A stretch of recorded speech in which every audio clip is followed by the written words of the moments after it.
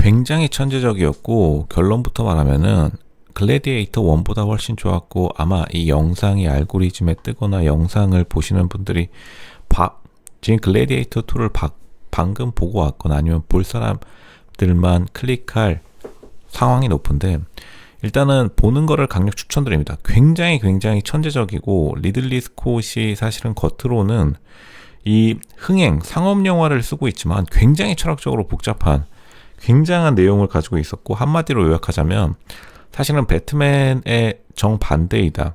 그러니까 배트맨의 악당이 글래디에이터 2에서는 베인이요. 베인이 주인공이 된 거고, 글래디에이터 2의 악당이 사실은 다크나이트, 배트맨을 뜻하는 거죠. 아마 리들리 스콧이 배트맨을 이렇게 한번 꼬아보고 싶었나 봅니다. 굉장했고, 사실은 해상전, 남자들이 좋아할 만한 요소를 다 넣어서 굉장히 눈으로도 그리고 스토리상으로도 굉장히 좋았던 영화라고 보여집니다.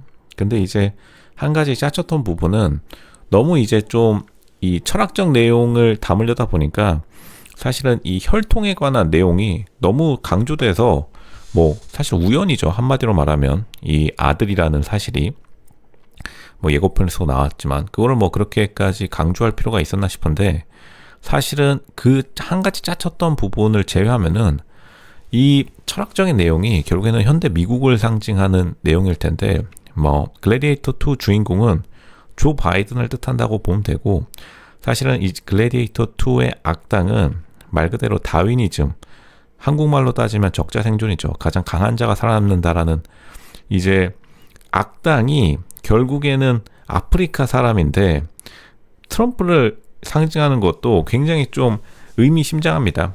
트럼프와 일론 머스크를 비판하는 거겠죠.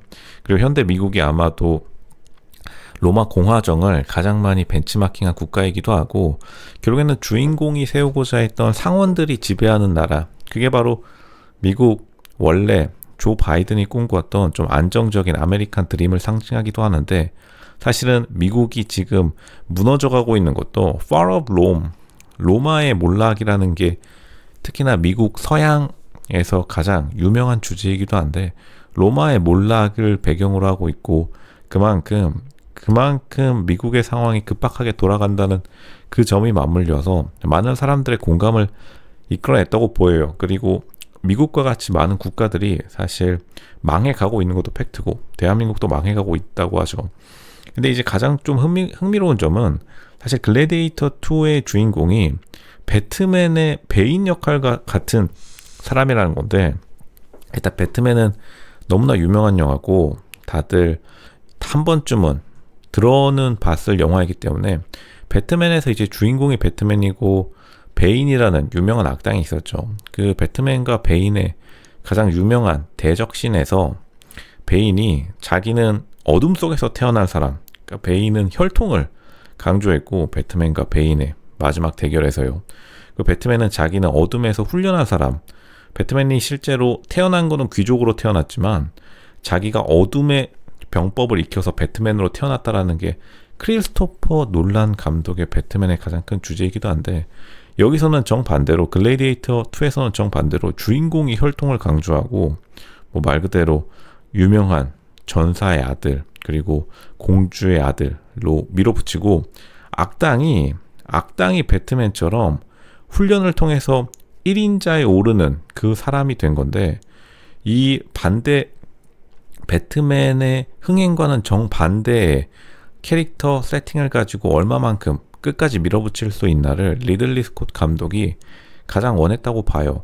근데 이제 배트맨이 상징하는 거는 사실 크리스토퍼 놀란 감독의 영화를 보면 알겠지만, 크리스토퍼 놀란 감독이 상징하는 굉장히 그 심볼을 많이 사용하는데, 배트맨이 자본주의를 뜻하고 이제 베인이 공산주의를 뜻하는데, 왜냐하면 공산주의는 자기가 태어난 자기의 속성, 말 그대로 아이덴티티 폴리틱스라고 하죠. 사람들이 요즘 가장 많이 비판하는 자신의 정체성이 정치가 되는 그러한 것을 상징하는 게 베인인데, 하필이면 글래디에이터 2의 주인공이 어쨌든 간 그 배트맨에서는 악당으로 세팅된 자기 혈통으로 사실 태어난 걸로 모든 걸 결정하는, 우리 저기 북쪽에 그 김정은 있죠. 김정은과 같은 사람을 이제 상징하는 바고, 오히려 악당이 현대 사회에서 가장 자본주의 사회에서 성공한 사람으로 표현되는, 말 그대로 무일푼에서 성공하는 억만장자,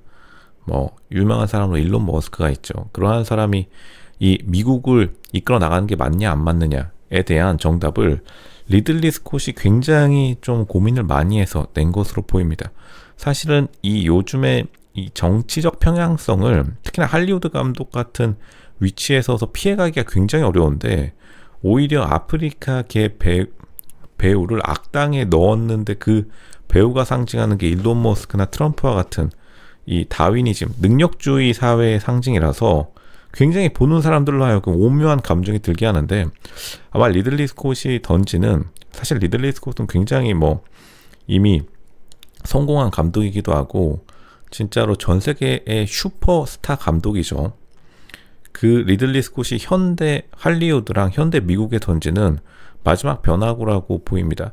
글래디에이터 1보다 훨씬 더 심오한, 글래디에이터 1이 이제 남자들의 판타지를 잘 자극했는데, 흔히들 말해서 계급장 떼고 붙는, 글래디에이터 1의 줄거리는 장군이었던 남자가 사회 밑바닥 노예로 시작해서 이 글래디에이터라는 전사, 콜로세움이라는 전투장에서 일어나는 이야기를 그려서 미국에서 가장 좋아하는 영화이기도 하고, 전 세계 남자들에게 가장 많은 울림을 주는 영화이기도 하죠.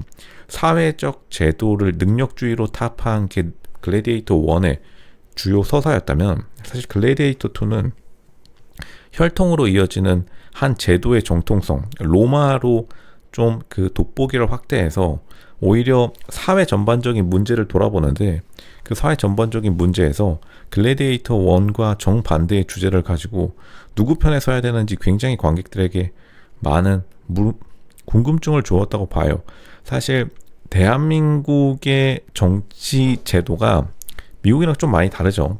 그러니까 미국은 좀 정말 특이한 나라고, 사실 미국은 이 보수주의자라고 해도 공화당인데, 사실 그 어느 나라의 보수주의자랑 사실 미국의 공화당이랑 굉장히 다르기 때문에, 미국만의 독특한 이 문화를 글래디에이터 2라는 복잡한 그 정치적 지형을 굉장히 섬세하게 표현해냈다고 봅니다.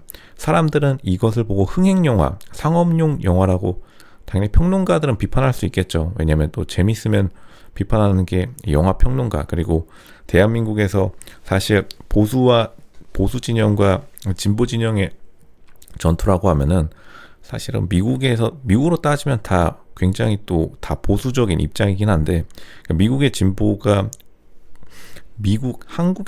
미국의 보수보다 더 보수적이라는 우스갯소리가 실제로 있습니다. 그리고 실제로 사실이기도 하고, 그런 말들이 다른 나라에도 많아요. 캐나다의 보수가 미국의 진보보다 뭐 더 보수적이다, 뭐 이런 말도, 캐나다의 진보가 미국의 보수주의자보다 더 보수적이다, 이런 말도 많이 나오는 만큼, 사실 그러한 전 세계적인 현상과 미국의 굉장히 동떨어진 정치 지형, 그리고 그 얽히고 설킨, 당연히 미국 대선이 이미 끝이 났지만 미국 대선 직전에 만들어진 영화가 얼마나 큰 고민을 담아냈는지, 그리고 현대 사회에게 대부분 요즘의 세계는 적자생존, 그리고 능력주의가 최우선 가치로 숭상되는 현실을 정말로 깊은 고민을 가지고 이 주인공의 이야기를 통해서 과연 뭐가 옳은지를 굉장히 관객들에게 많은 물음을 던져주었다, 이렇게 파악이 됩니다.